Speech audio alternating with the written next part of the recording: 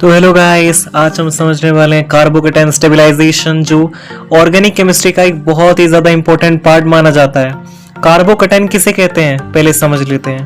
भाई कार्बोकेटाइन जो हमारा होता है वो एक इंटरमीडिएट होता है, यानी एक रिएक्शन में एज अ प्रोडक्ट बनता है, दूसरी रिएक्शन में एज अ रिएक्टेंट वो काम करता है। ये नॉर्मल इंटरमीडिएट हम कहते हैं। टोटली 5 इंटरमीडिएट्स होते हैं। कौन कौन से?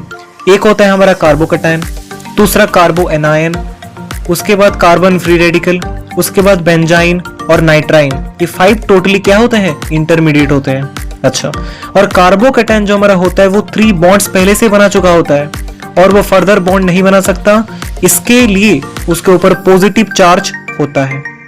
और कार्बोकेटाइन के पास वैकेंट p ऑर्बिटल होता है। और एक बात, ऑर्गेनिक केमिस्ट्री में एक रिएक्शन को प्रोसीड करने के लिए, आगे जाने के लिए सबसे इंपॉर्टेंट पार्ट प्ले करता है इंटरमीडिएट।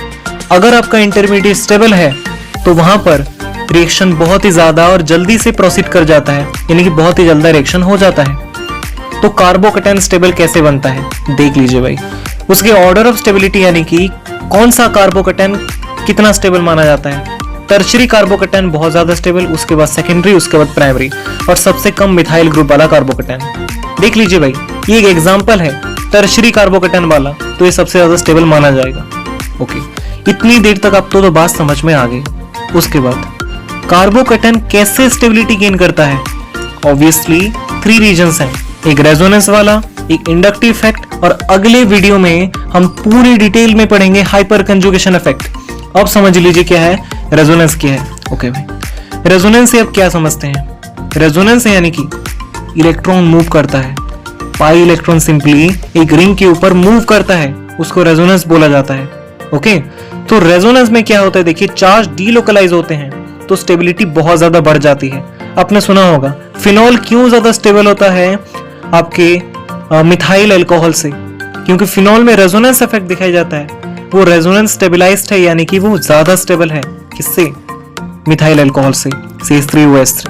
तो यहाँ पर क्या होता है? सिंपली देखिए, ये डबल बॉन्ड जो है यहाँ पर शिफ्ट हो रहा है, ये नेगेटिव चार्ज यहाँ पर जा रहा है, ये फिर से यहाँ पर शिफ्ट होगा। तो ऐसे आपके 5 से 6 स्ट्रक्चर देखने को मिल जाएंगे, यानी कि रेजोनेंस के कारण स्टेबिलिटी बढ़ रही है। जब नेगेटिव चार्ज आपका शिफ्ट हो रहा है एक पोजीशन से दूसरे पोजीशन पर, तो आपकी स्टेबिलिटी एनहांस हो रही है।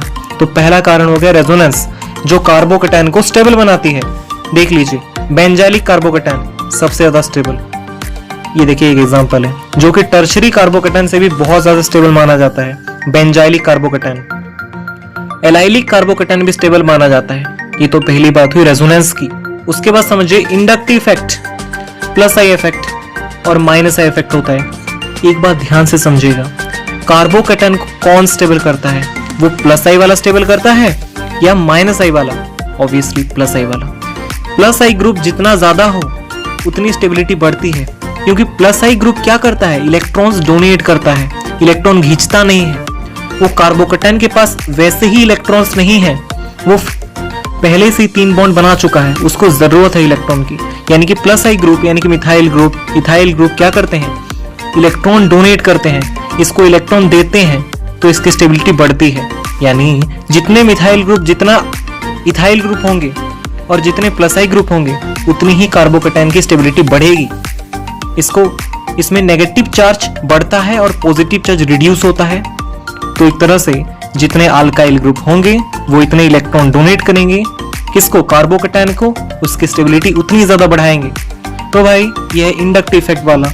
ठीक है, एक रेजोनेंस समझे, एक इंडक्टिव इफेक्ट। अगली वीडियो में hyper conjugation. Thank you so much.